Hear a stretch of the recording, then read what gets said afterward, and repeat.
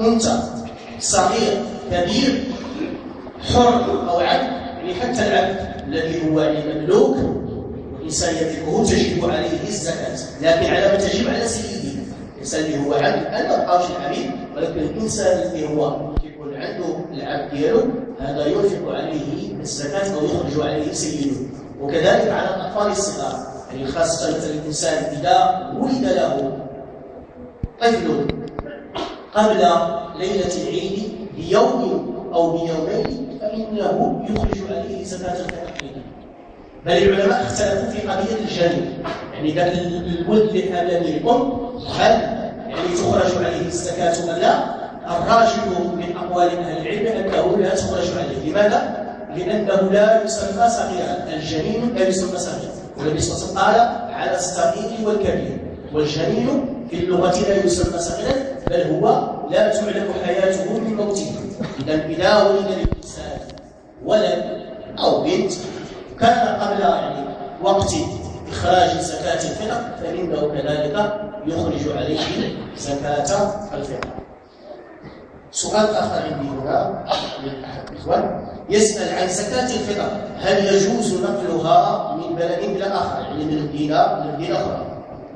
قال وبعضهم يوصي عليها فيجمعها أقاربه من الجيران ويرسلونها من مدينة إلى أخرى وجيرانه إلى جواره محتاجين. نحن ذكرنا يعني أن النبي صلى الله عليه وسلم قال بالنسبة للزكاة فهي تؤخذ من الأغنياء وترد على الفقراء، لأن المقصود هو كفاية وسد خلة فقراء البلد، سد خلة فقراء البلد. لا ينبغي للإنسان أنه ينقلها من مدينة إلى أخرى إلا في حالة واحدة إذا لم يوجد الفقراء في تلك المدينة. مثلا لو فرضنا أن السنة ليس فيها فقراء غادي نشوفوا عباد إلى أخرى ناس مش في ذلك، لكن الفقراء كاينين في البلد ديالك فينبغي للإنسان في وخير عند الواحد من الأقارب ديالك محتاجها، راه الناس اللي في ذيك المدينة غادي هما يتولاو. أو أن هذا السيد تاعك يحتاج ما غاديش تخليه يحتاج زكاة الفطر عاد تفكر، لا تصدق عليه. والصدقات على ذي الرحم هي صدقات وصلات، واحد الإنسان من الرحم ديالك وتصدقت عليه هذه فيها جوج ديال العملين طيبين. العمل الأول أن تلك الصدقة هي صدقات تؤجر عليها، والعمل الثاني هي من باب صلة الرحم، فأنت تصل رحمك بالتصدق عليه. لكن بالنسبة لزكاة الفطر فأنت يعني أو زكاة المال فأنت تخرجها على فقراء بلدك، تخرج على فقراء البلد. وخارج الإنسان يوصل ولا ما يوصلش الفقراء ديال المدينة وما يتولوا، خاصة كما ذكرنا الإنسان عارف الجيران ديالو حداه معاه بزنقة محتاجين والناس أخرين تيوصلوا عليها تيجمعوا باش يعطوها لفلان، لا هذاك فلان إذا احتاج غادي تصدقوا عليه. يعني الصدقة اللي هي نافلة دائما لا مقدار لها. أما زكاة الفطر فهي تخرج من أغنياء البلد وترد على فقراء البلد.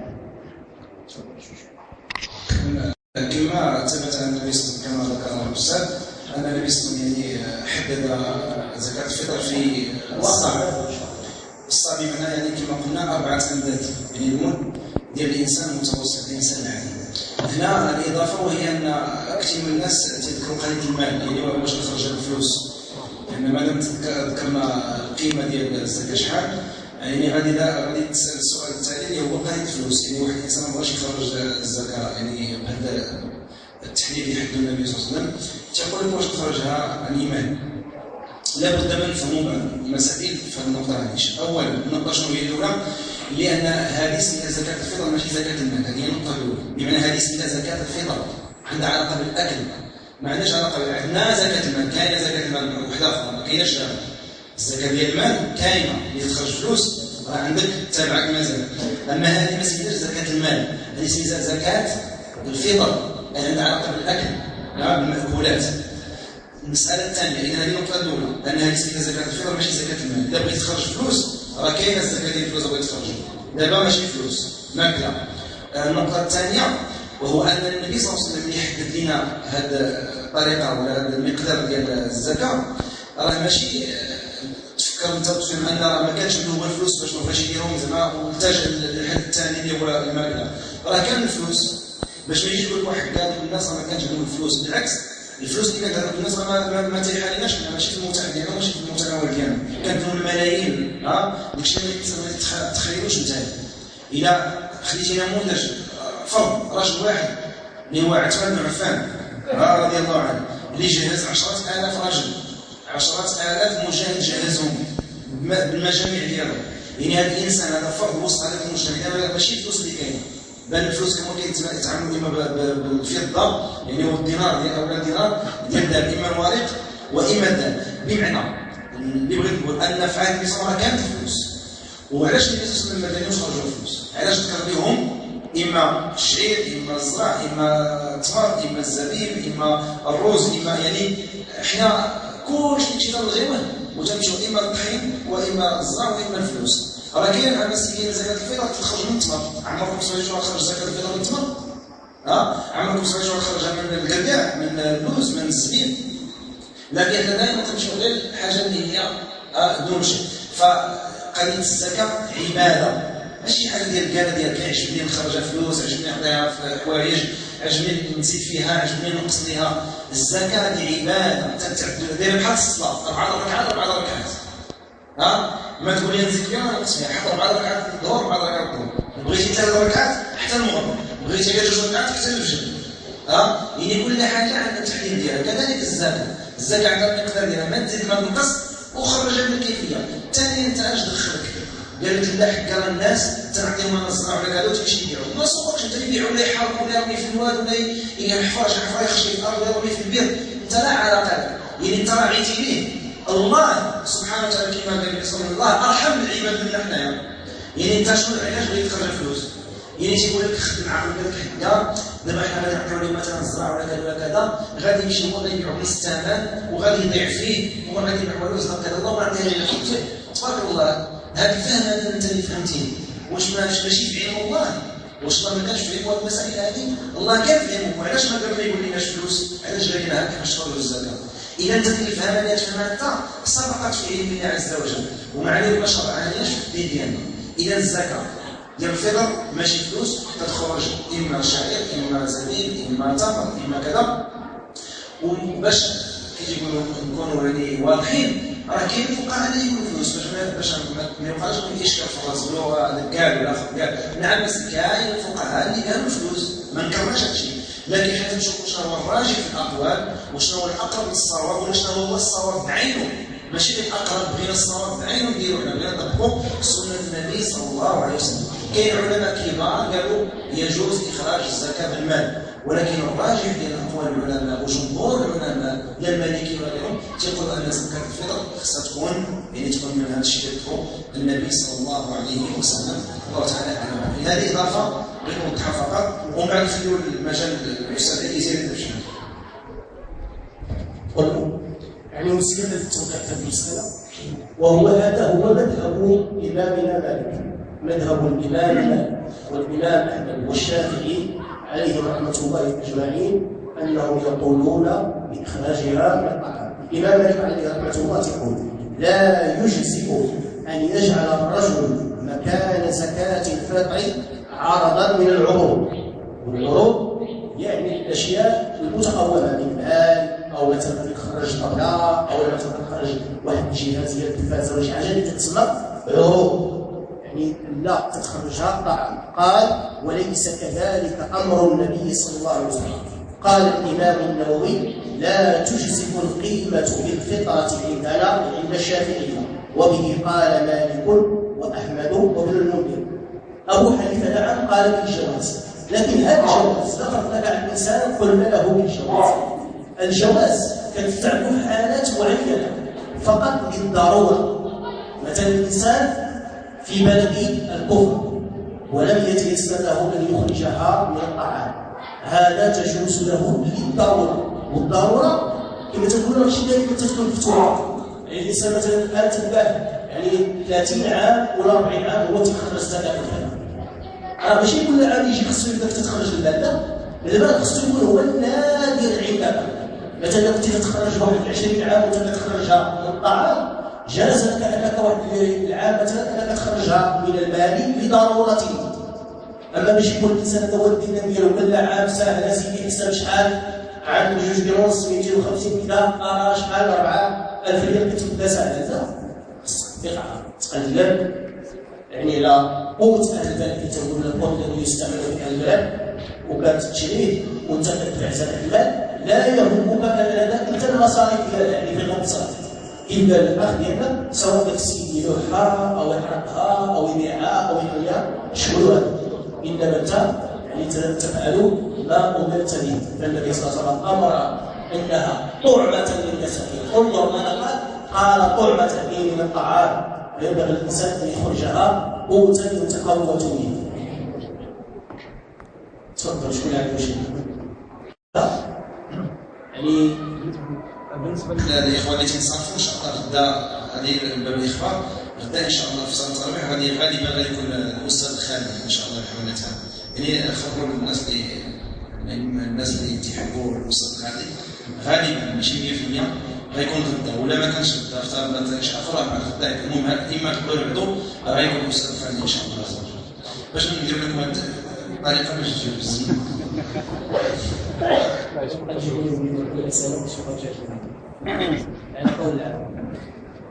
بالنسبة لوقتها فهي تجب بعد يعني آخر ليلة من رمضان يعني هذه الليلة مثلا اليوم رأينا الهلال غدا سيكون العيد فهي تشرع لك من الآن وإلى وقت الصلاة أي صلاة العيد أو تخرجها يعني بعد صلاة الفجر إلى صلاة العيد فمن أخرجها بعد صلاة العيد فهي صدقة من الصدقات لا تجزئه يعني لا تجزئه ما أجزأته فواجب عليه أن يخرجها قبل صلاة العيد وإن أخرجها بيوم أو يومين قبل العيد جازت يعني تقول مثلا نهار 28 الليلة ديالها و29 خرجها لا بأس بذلك هذا هو وقتها لكن شريطة أن لا تتجاوز صلاة العيد يعني توصل صلاة العيد خصها ما تكونش كاينة في الدين ديالك تكون خرجت.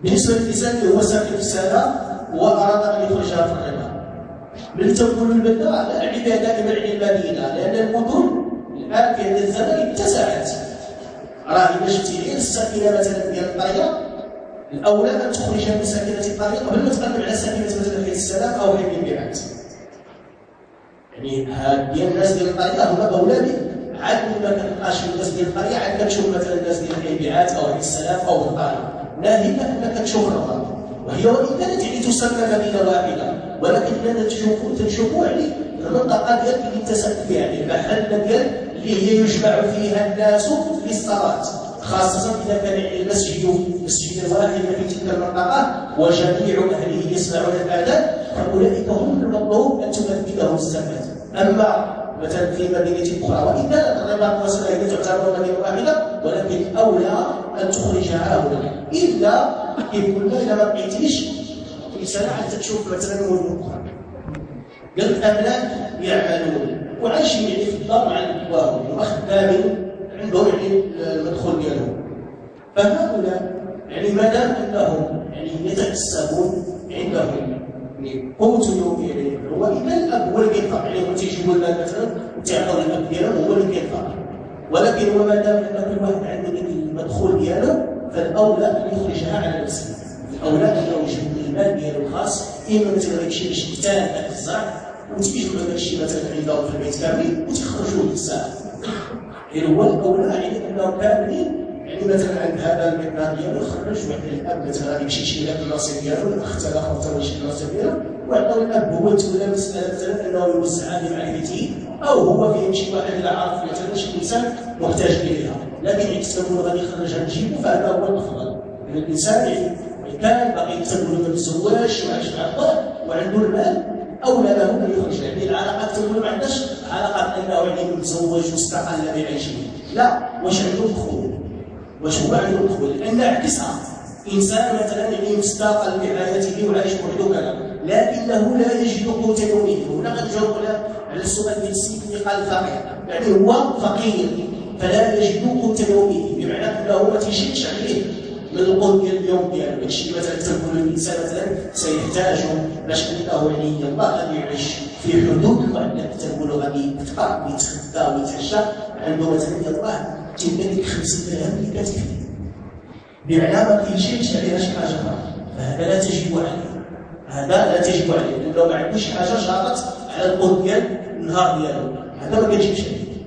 الانسان اللي هو فقير لا يجب الا قوت يومه، هذا لا تجب عليه، لكن من له قوت يومه وفضل عليه فهذا الافضل له ان بل ذلك الانسان الذي هو يعني فقير واعطاها الناس له ان اخذها قبل وقتها استحب له العلماء ان يخرج. يعني مثلا واحد الانسان ياخذ هو زكاه كذا كتعطيه، ولكن وصلته قبل صلاه الفطر قبل خروج الناس الى المصلى، يعني وصلته تلك الزكاه وهي مثلا كثيره، فالاولى له ان يخرج منها الى مسكين اخر، هذا استحبه العلماء. اخ مثلا فقير وصام عند اخيه بعض الايام من رمضان، يعني قال واش يخرج عليه خوه؟ نعم خوه يخرج عليه، واذا كان هو محتاج يعني هو الميت. اذا كان الاخ محتاج، لان الاخ ديالك ما تتصرفش عليه، الاخ ديالك ما كنتيش كتصرف عليه، انت تولي المصروف ديالو كتصرف عليه، واخا ما يكونش عايش معاك، يقدر يكون مثلا عايش في مكان اخر، ولكن انت مثلا تنقول ميسور فجاء عندك الاخ ديالك واحد النصيب كتديه، اذا كان هكذا ما تعطيهش. لكن اذا كنت يعني تنقول ما كتصرف عليه حتى شي حاجه وجاء عندك تلك الايام ديال رمضان كتحسبو حتى هو يعني في الناس اللي غتخرج عليهم، وفي نفس الوقت كتعطيه هو الميت لانه محتاج.